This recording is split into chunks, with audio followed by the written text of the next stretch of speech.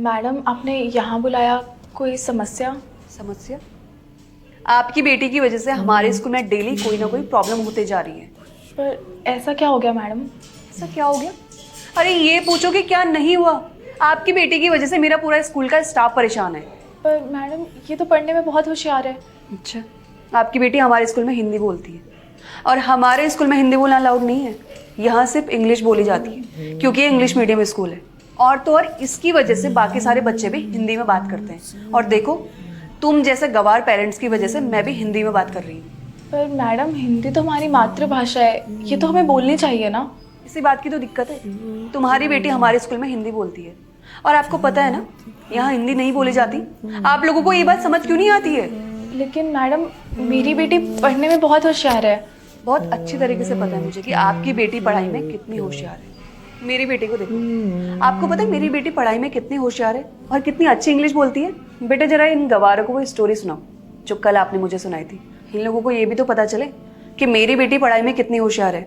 हाँ मम्मा, सुनाती हूँ ना। There was a king who had only one leg and one eye, but he was generous and able as a ruler. One day, while walking in his palace, the king's eyes fell on the pictures of his ancestors on the side of the hall. He also wanted his portrait to be painted by an artist. बस बस बेटा, इतना काफी इन गवारों के लिए। Actually in लोगों को तो समझ भी नहीं आ रहा होगा कि आप बोल क्या रहे हो। इंग्लिश में जो बोल रहे हो ना आप, देखा मेरी बेटी कितनी अच्छी इंग्लिश बोलती है और आपकी बेटी सिर्फ हिंदी बोलना जानती है। और आज जो आपकी बेटी की ये हालत है ना, सिर्फ आपकी वजह से है। मेरी वजह से? पर मैडम इसमें मेरी क्या गलती? आंटी, आप मुझे एक बात बताओ, आप लोग अपने बच्चों को इतने बड़े स्कूल में तो भेज देते हो, जब आपको कुछ पता ही नहीं होता है तो आप अपने बच्चों को इतने बड़े स्कूल में एडमिशन ही क्यों करवाते हो? अरे नहीं नहीं बेटा, इन जैसे लोगों की औकात थोड़ी होती है जो इतने बड़े स्कूल में अपने बच्चों का एडमिशन करवाए। वो होता है ना गरीबों का कोटा, उस वजह से एडमिशन हुआ है इसका यहाँ। वरना इन जैसे लोगों की औकात थोड़ी है जो इतने महंगे स्कूल में अपने बच्चों का एडमिशन करवाएं। अरे इन जैसे बच्चों को तो अपने स्कूल के गेट पर भी खड़े ना होने दूं मैं, और क्लासरूम की तो दूर की बात है। मैडम आप मेरी बेटी के बारे में ऐसा क्यों कह रही है? ये बहुत अच्छे से पढ़ाई करती है मन लगाकर। आंटी, आप लोग कभी नहीं समझ पाओगे इतने बड़े स्कूल का स्टैंडर्ड और उसकी बातें। एक बात बताना जरा मुझे, हस्बैंड क्या करते हैं आपके? जी वो किसान है। यही तो दिक्कत है तुम लोगों की, गरीब किसान लोग।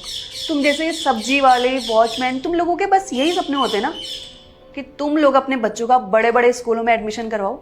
अरे अपने लेवल के स्कूल के लिए ढूंढते हो तुम लोग? सरकारी स्कूल है ना तुम लोगों के लिए, वहीं एडमिशन कराना चाहिए अपने बच्चों का। हिंदी भी बोली जाती है वहाँ, और ये इंग्लिश मीडियम स्कूल है, यहाँ हिंदी नहीं बोली जाती। आप लोगों को समझ क्यों नहीं आता? हमारे स्कूल का एक स्टैंडर्ड होता है और वो स्टैंडर्ड हमें मेंटेन करके चलना पड़ता है। पर मैडम हिंदी तो हमारी मातृभाषा है, ये तो हम बोलेंगे ही ना। नहीं बोल सकते क्योंकि ये हमारे स्कूल है और हमारे स्कूल में वही होगा जो हम चाहेंगे।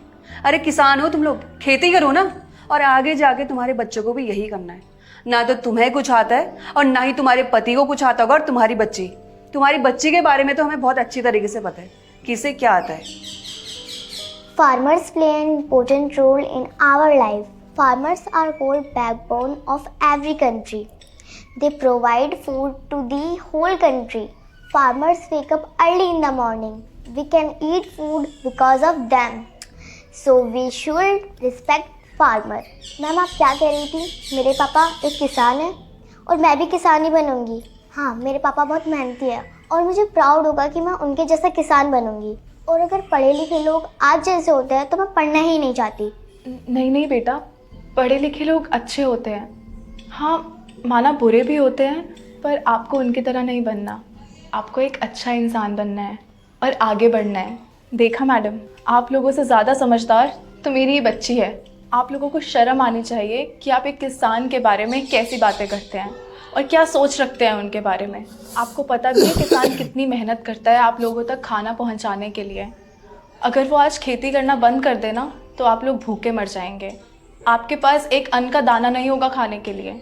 अब आप सोचेंगे कि आपके पास तो पैसे हैं, आप दुकान पर जाकर ले लेंगे, पर जिस दुकान से आप वो अन्न लेकर आते हैं वहाँ तक वो अन्न भी वो किसान से ही आता है। इसीलिए आपको किसान की इज्जत करनी चाहिए। और क्या कहा था आपने? हम जाहिल गवार लोग हैं। हम जाहिल गवार नहीं हैं मैडम। हम चाहते तो हम भी पढ़ लिख सकते थे, लेकिन हमने खेती को चुना क्योंकि हमारे पूर्वज भी किसान थे और आप ये मत भूलिए कि आपके पूर्वज भी किसान ही थे। आप जिस शहर में रह रही हैं ना, यहाँ पर भी एक टाइम पर खेती ही हुआ करती थी। और आपको पता है, बहुत से ऐसे किसान होते हैं जो आप लोगों की वजह से सुसाइड करते हैं। आपको पता है क्यों? क्योंकि आप उन्हें मजबूर कर देते हैं, इतना टॉर्चर करते हैं और कहते हैं कि इस खेती में क्या रखा है, तुम शहर जाओ, 2 पैसे ज़्यादा कमाओ। और आप लोगों की वजह से वो बहकावे में आकर शहर चले जाते हैं, और जो उनके पास थोड़ा बहुत कुछ आता भी है वो भी खो बैठते हैं।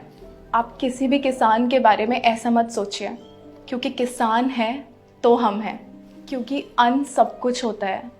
आप ये मत सोचिए कि आप पैसे वाले हैं, क्योंकि अगर किसान नहीं होगा तो उन पैसों से भी आप एक अन्न का दाना नहीं खरीद पाएंगे।